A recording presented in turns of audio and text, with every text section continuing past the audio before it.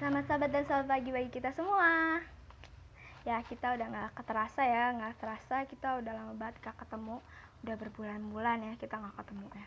Terus kita udah lama banget ya belajar sekolah sahabat di gereja lagi ya.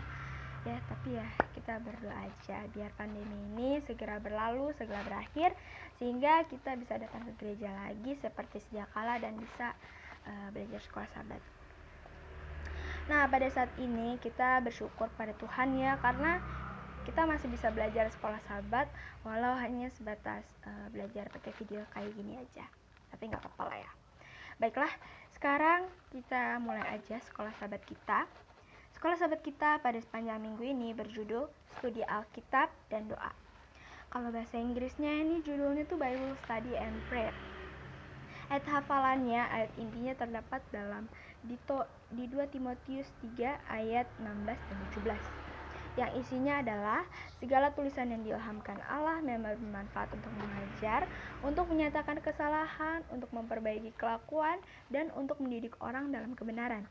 Dengan demikian, setiap manusia kepunyaan Allah diperlengkapi untuk setiap perbuatan baik. Nah, jadi di pelajaran sekolah sahabat kita ada sebuah cerita yang berjudul You've Got a Mail. Tapi kalau bahasa Indonesianya itu adalah Anda telah mendapatkan pesan. Jadi cerita ini tuh bercerita tentang sepasang kekasih yang udah mau menikah, udah bertunangan atau yang lain, saya juga nggak tahu. Tapi intinya mereka berkekasih, sepasang kekasih. Tapi mereka harus terpisah ribuan mil jauhnya. Jadi nama dua sepasang kasih ini adalah James dan Sally. Mereka berdua ini harus terpisah ribuan mil jauhnya karena James ini harus ikut perang, dan akhirnya dia harus terpisah dengan kekasihnya yaitu Sally. Satu-satunya yang membuat keduanya tetap terhubung adalah surat-surat yang mereka tulis untuk satu sama lain. Nah, surat ini tuh isinya tuh nggak konsisten ya. Kadang-kadang Sally tuh nanya ke James, kamu lagi apa James? Atau kadang-kadang juga si Sally nanya, James, kamu masih cinta nggak sama aku sih? Nah, kayak gitulah ya, dan lain-lain.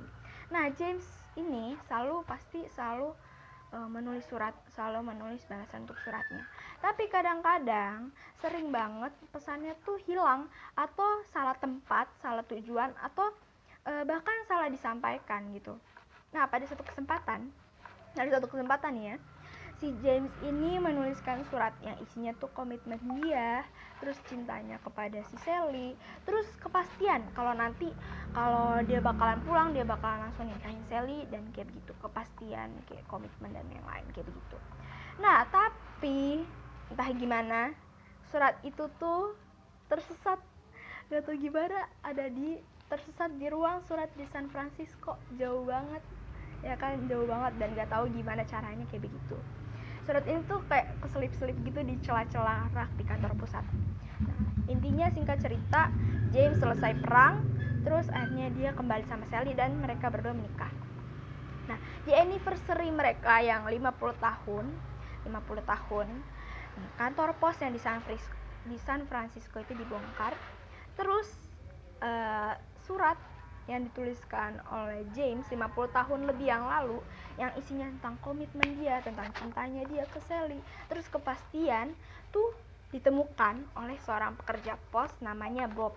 Nah, akhirnya singkat cerita si Bob ini nyari-nyari siapa nih alamat baru, dia cari, terus akhirnya dikirimin ke alamat barunya si James dan Sally karena mereka udah pindah rumah.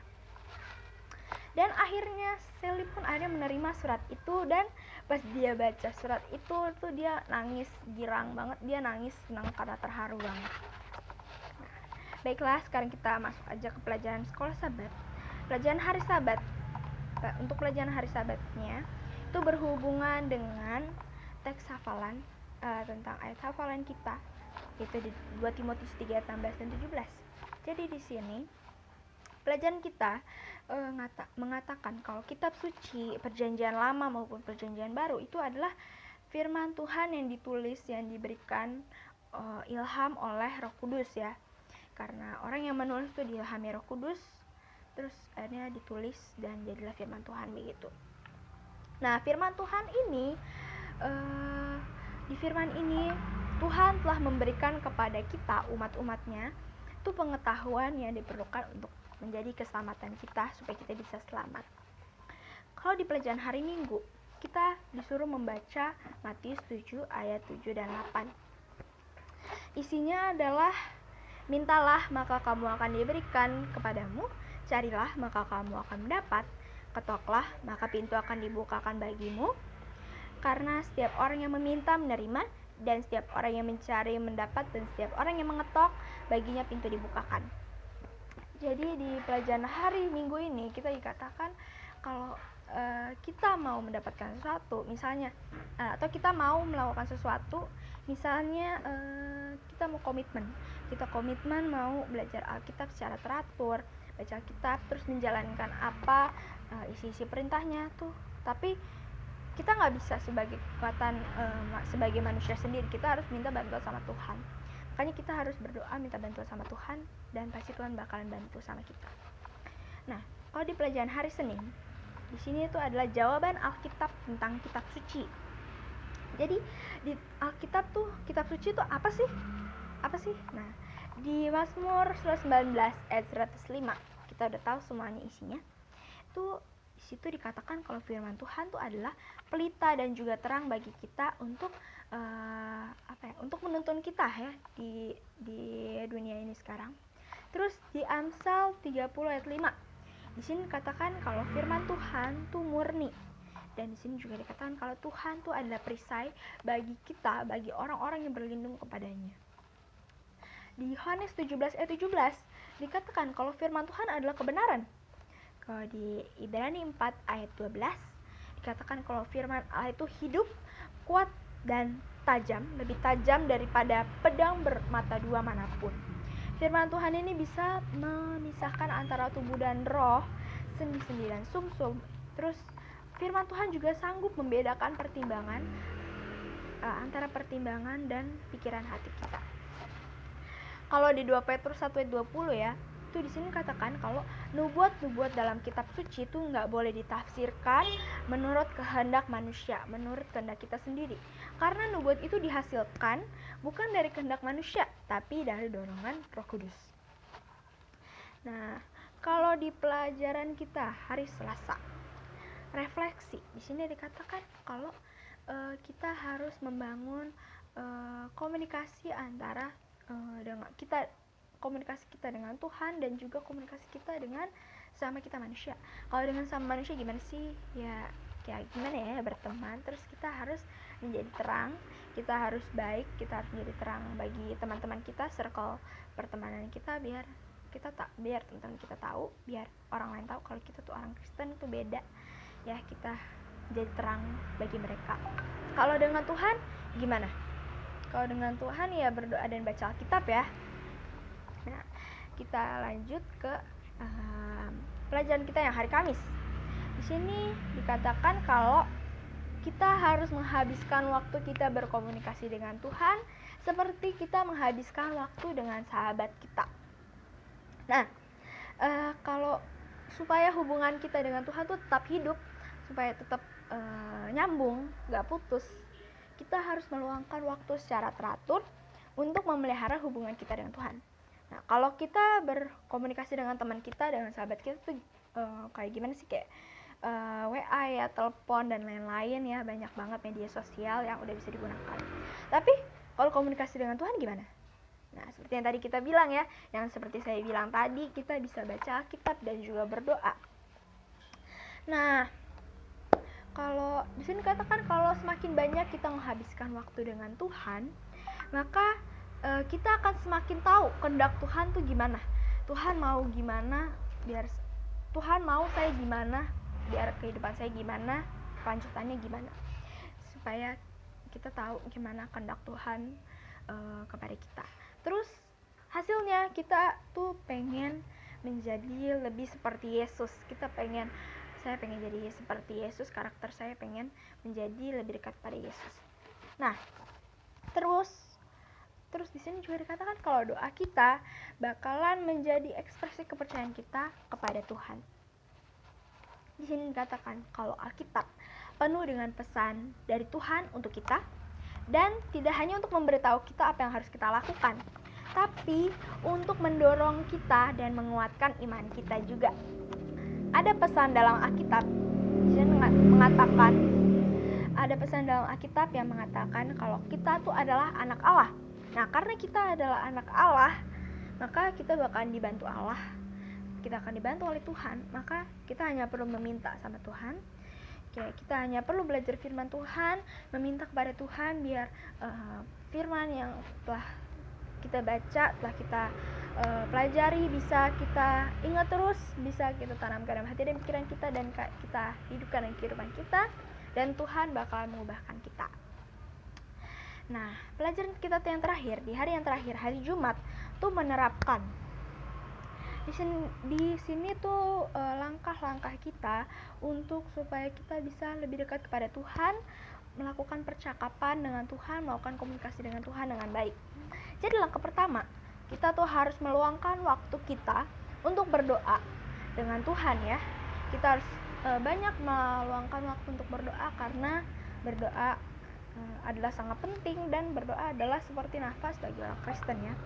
Kita harus berdoa dengan tenang dan mengundang Tuhan untuk berbicara dengan kita.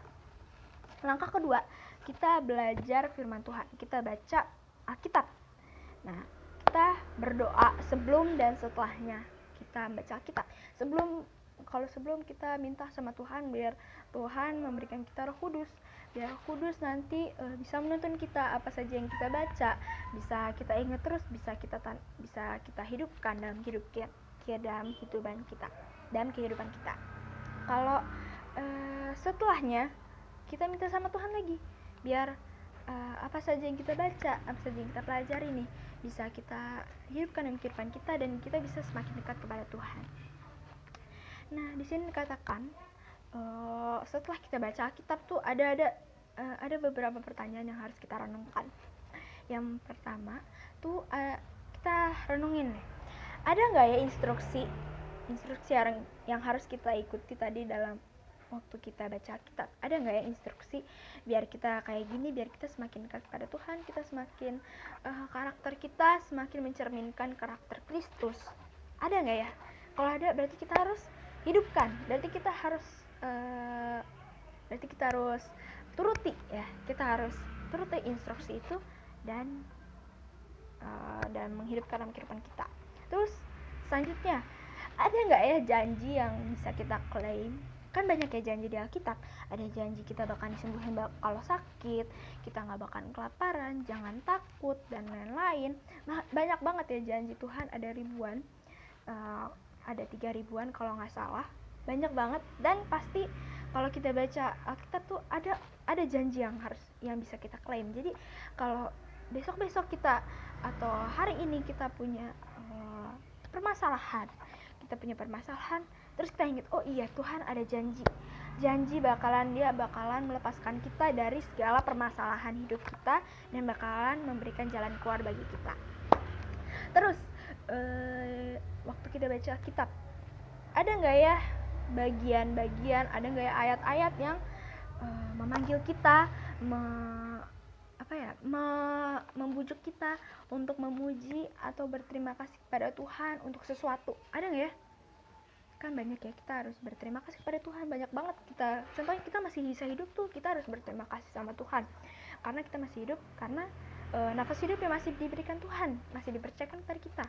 Terus kita berterima kasih karena kita masih bisa sehat, kita masih bisa makan dengan baik 3 kali sehari, kita masih bisa punya rumah dan lain-lain.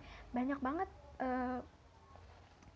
hal yang bisa buat kita berterima kasih. Hal-hal kecil sekalipun itu tuh berkat dari Tuhan untuk kita.